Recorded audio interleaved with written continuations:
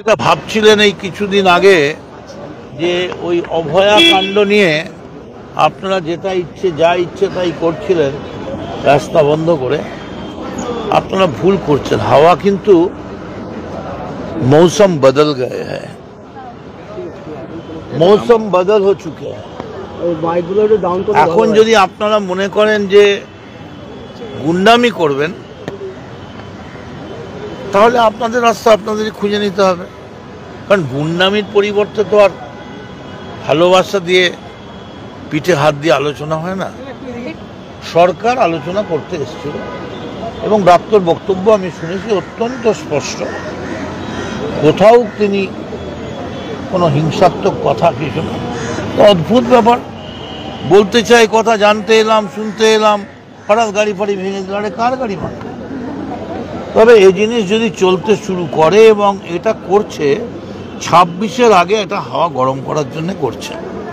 যেহেতু কাল থেকে আমাদের দল ভোটার লিস্টে ঝাঁপিয়েছে, যেহেতু ভুয়ো ভোটার ভোটার ধরার জন্যে স্ক্রুটিনিতে মন্ত্রী রাস্তায় নেমে পড়েছে, ওরা বুঝতে পেরে গেছে ওদের ওই চুরি করা জোট চুরি করা ভোটার লিস্টটা এবার জাল হয়ে যাবে।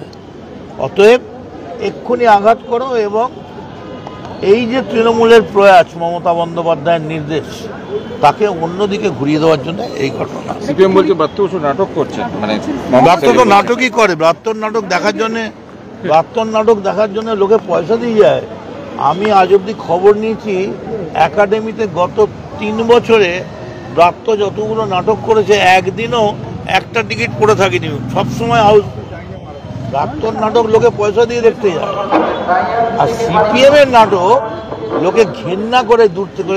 শাসনে মজিদ মাস্টারের নাটক দেখেছে, সিপিএম এর 34 বছর ধরে নাটক দেখেছে, হাতে ভোট দেওয়ার জন্য হাত কেটে দেওয়ার নাটক দেখেছে।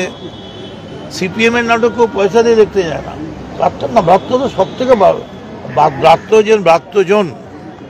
ব্রাত্যজনের মতো একটা বই কজন পড়েছে? ব্রাত্য একটা অত্যন্ত বড় নাট্যকার।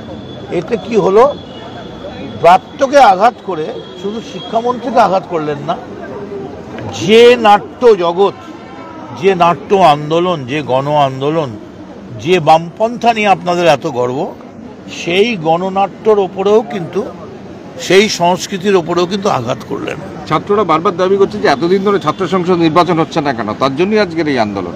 দীর্ঘদিন ধরে আপনারা একটা কাজ করুন না, এই নির্বাচন হচ্ছে না কেন বলে আপনারা একটা মিছিল ডেকে দিন।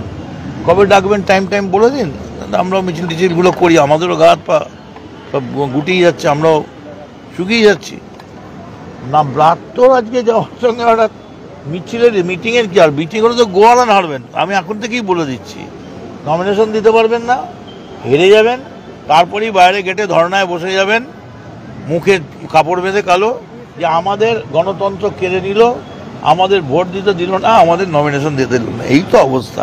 আর যদি বা গোলে টোলে কেউ একটা দুটো কোথাও গলে যায় এদিক ওদিক, সেটা আবার তৃণমূলেই চলে আসবে। লাভ কি আছে?